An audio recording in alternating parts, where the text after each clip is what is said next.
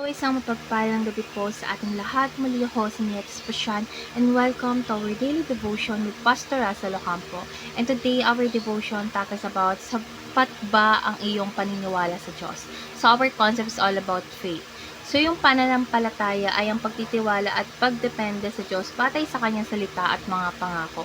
Hindi ito basta bulag na pag-asa kundi isang buong tapang na pagtitiwala sa karakter, kapangyarihan at katapatan ng Diyos. So, ang tunay na pananampalataya hindi nakabatay sa ating nakikita, kundi sa kung sino ang Diyos at ano ang kanyang sinabi sa kanyang salita. So, our Bible readings for today is all about Hebrews chapter 11 verse 1. Ang pananampalataya ay katiyakang inaasahan, kasiguraduhang hindi nakikita. So, dadako na po tayo sa ating teaching. So, yung first teaching is faith is taking God at His word. So, ang pananampalataya ay ang pagtanggap sa sinabi ng Diyos bilang totoo, kahit hindi pa ito nangyayari. So, ito ang tiwala na kung ano ang kanyang sinabi ay tiyak na matutupad. So, ang paniniwala na ito sa kanyang karakter higit pa sa ating kalagayan. Second is faith honors God. So, ang pananampalataya ay nagbibigay luwalhati sa Diyos dahil pinapakita nito na siya ay mapagkakatiwalaan. So, kapag tayo nanalig, kinikilala natin ang kanyang pagiging Diyos na makapangyarihan at tapat sa ating tiwala, siya ay nalulugod. And lastly is faith leads to active obedience. So, yung tunay na pananampalataya ay hindi lang nasa isip o puso, kundi nakikita sa ating mga gawa. So, yung pagsunod sa Diyos, kahit mahirap o hindi malinaw, ay bunga ng tunay na pananampalataya. So, ang paniniwala ay dapat may kasamang kilos. So, ngayon na tayo sa ating application. So, yung first application is trust God even when you do not see the whole picture. So, kahit hindi pa natin nakita yung dulo ng plano ng Diyos, is dapat tayo magtiwala na siya ang may hawak ng lahat. Hindi natin kailangang maunawaan ang lahat para sumunod, pero kailangan nating magtiwala sa Kanya na alam ang higit sa atin. Second is declare God's promises over your doubts. So, sa tuwing tayo ay nagdududa, is kailangan nating alalahanin na ang mga pangako ng Diyos at bigkasin ito sa panalangin. Ang salita ng Diyos ay sandata laban sa takot at pag-aalinlangan. So, palitan natin yung takot natin ng pananampalataya.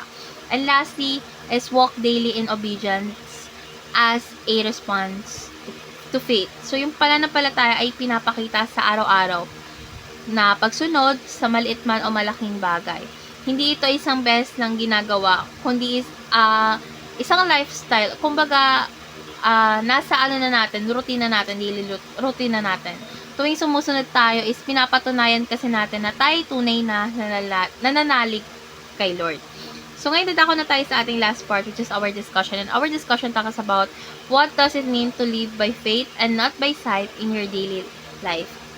So, para kasi sa akin, yung pamumuhay o mamuhay sa pananampalataya ay hindi sa nakikita natin. Hindi ayon sa nakikita hindi ayon sa nakikita ay nangulugang pagtitiwala sa Diyos. Kahit hindi mo pa kasi nakikita ang resulta, ito kasi yung pagpili na sundin siya kahit hindi malinaw yung direksyon, dahil alam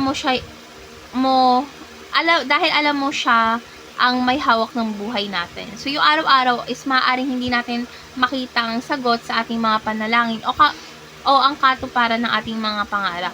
Pero, dahil kilala natin ng Diyos, tayo patuloy na sumusunod, nagtitiwala at lumalakad kasama siya.